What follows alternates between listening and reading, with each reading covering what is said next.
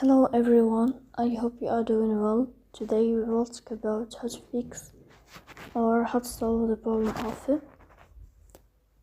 Disney Plus. You will click on settings. Here you will click on apps, default apps, app settings. Then you will search about Disney Plus and you will enter. Here in this page of app info, you will click on first stop and you will click OK.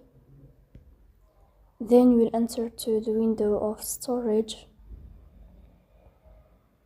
Here you will click on clear cache.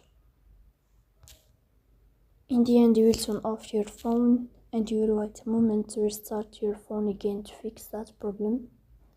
So that's all. Don't forget to support us by like and subscribe. See you next time and thank you for your watching and your attention.